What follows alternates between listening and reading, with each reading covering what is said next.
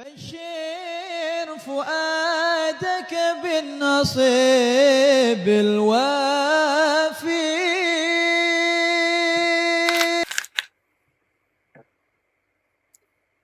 Ya, banyak fenomena yang terjadi di zaman sekarang itu ya. Santri-santri yang pernah belajar agama itu ketika di luarnya mana yang jadi bagus melonjak kebagusannya. Dan apabila yang buruk itu melonjak juga yang keburukannya juga. Itu tuh gimana tuh ya? Maksudnya santri di luar itu ada istiqomah dan kebaikan dan ada yang membuat keburukan seperti itu.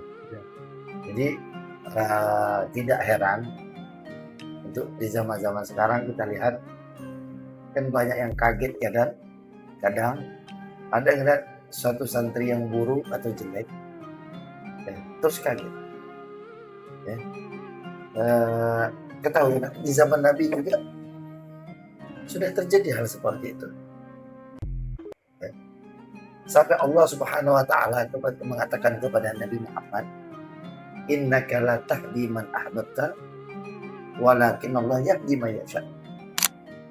Allah mengatakan dalam Al-Qur'an, ya Muhammad, kamu tidak akan bisa membuat orang itu berbuat baik, dapat hidayah dalam kebaikan, kamu tidak bisa.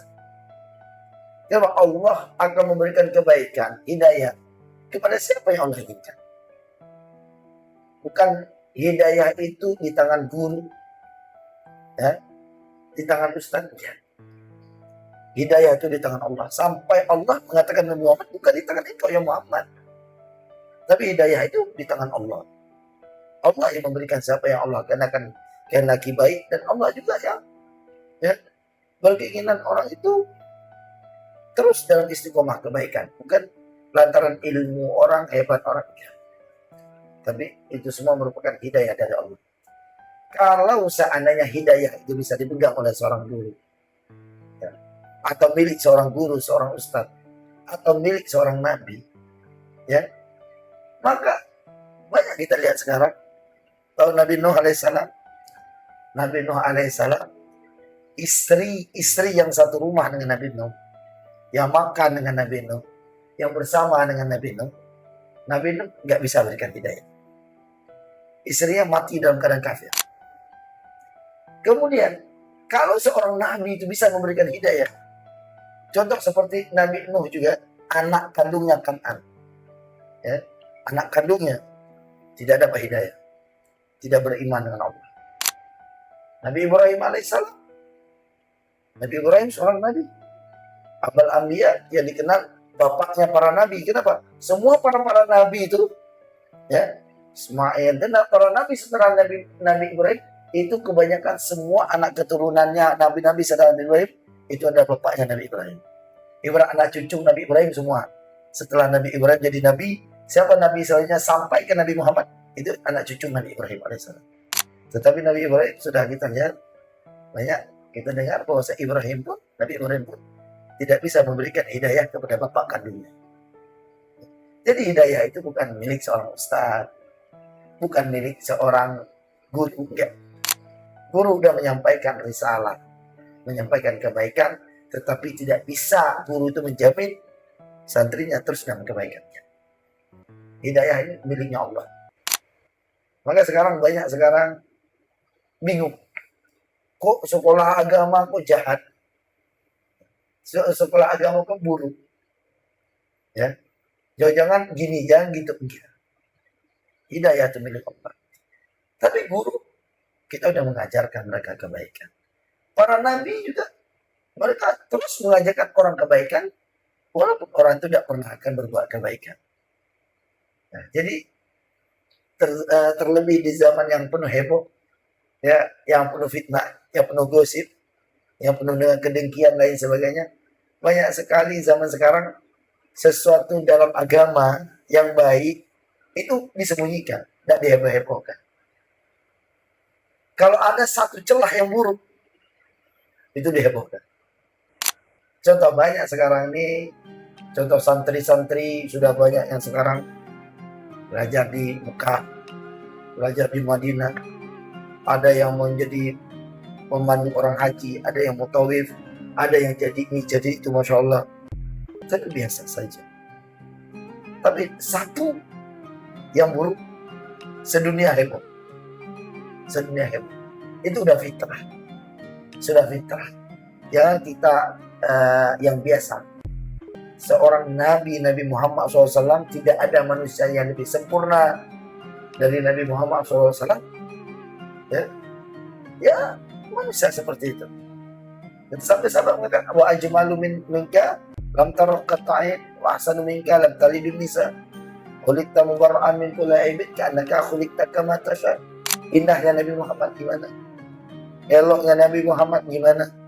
Sampai kata Sayyidina Abu Hurairah, ka'annama syamস yajri fi wajhi, seolah-olah Nabi Muhammad ini matahari berjalan di wajah Nabi Muhammad. Sampai Abu Jahal itu, saking indahnya Nabi Muhammad, Abu Jahal itu kalau lewat Nabi Muhammad tutup sal seperti ini, ditutup. Orang nanya, Abu Jahal, kenapa kau setiap ketemu dengan Nabi Muhammad kau tutup dengan sal, tutup dengan rida? Kata Abu Jahal, karena setiap mata saya memandang wajah Muhammad, saya jatuh cinta kepada Muhammad. Saya takut jatuh cinta pada Muhammad. Ini kata Abu Jahal, musuh yang takut jatuh cinta kepada Nabi Muhammad SAW. Apa yang terjadi ketika Nabi Muhammad mengumumkan tentang kebaikan yang dulu Nabi Muhammad dipuji? Disebutnya Al-Amin, orang yang terpercaya, ya, orang yang jujur, orang yang amanah. Disuka oleh orang kafir Mekah waktu itu. Tetapi ketika Nabi Muhammad berada dalam kebaikan, berada dalam agama, dijelek-jelekan, dicari kesalahan. Sampai ada yang mengatakan, ya Muhammad, kalau kau memang seorang nabi, kau harus belahkan bulan. Ditentang Nabi Muhammad, belahkan bulan. Ketika sudah bulan purnama, bulan penuh, Nabi Muhammad menunjukkan dengan jarinya bulan tersebut, bulan itu ikut jari Nabi Muhammad, terbelah dua. Nabi Muhammad mengarah ke timur, satunya ikut ke timur. Nabi Muhammad mengarah ke barat, satunya arah ke barat. Apa kata orang kafir? Sudah melihat kelebihan Nabi Muhammad sahih. Muhammad ini penyihir. Jadi dalam agama memang seperti ini, tidak usah kita terkejut, ada sesuatu yang baru, terkejut. Di zaman Nabi sudah seperti ini, fitrah kebaikan seperti ini. Kalau ada yang baik, ya orang biasa saja. Tapi kalau ada sesuatu yang mereka ini luar biasa. Jadi cobaan-cobaan seperti ini udah ada di zaman Nabi Muhammad SAW. Dan hidayah tadi milik Allah, bukan milik seseorang, bukan milik seorang nabi, bukan milik seorang guru, bukan milik seorang ustaz. Cuma tugas seorang guru, seorang ustaz yang menyampaikan kebaikan. Para nabi juga terus mengajak kepada kebaikan. Tetapi kita ketahui tadi, Nabi Nuh tidak bisa menyelamatkan istrinya. Bahkan anak kandungnya pun, darah dagingnya tidak bisa diselamatkan oleh Nabi Nuh. Mati dalam keadaan kafir. Apa berarti dari sini? Hidayah bukan milik manusia. Hidayah milik Allah. Jadi sewajar kalau ada santri yang istiqomah, Masya Allah. Dan ada juga istrinya, seorang santri yang jelek. Udah 6 tahun, 7 tahun, 10 tahun di pesantren, di pondok, tahu pulang jadi hantu. Ya jangan kaget, ya hidayah milik Allah. Dan kita juga nggak bisa sombong, takabur, dengan amal kita. Ya. Apalagi hati-hati, Nabi Muhammad SAW mengatakan dalam satu hadis, orang yang menyebut keburukan orang lain, orang yang menyebar keburukan orang lain, nato orang lain, kata Nabi Muhammad, tidak akan Allah matikan sebelum orang tersebut mati dalam keadaan bermaksiat yang sama, melakukan dosa yang sama. Jadi tugas apa kita kalau ada seorang muslim yang punya aib, kekurangan, Nabi apa mengajar kita, man satara musliman satara alaihi yaumil qiyamah. Barang siapa yang menutupkan aib atau kekurangan seorang muslim, Allah akan tutupkan aibnya di hari kiamat.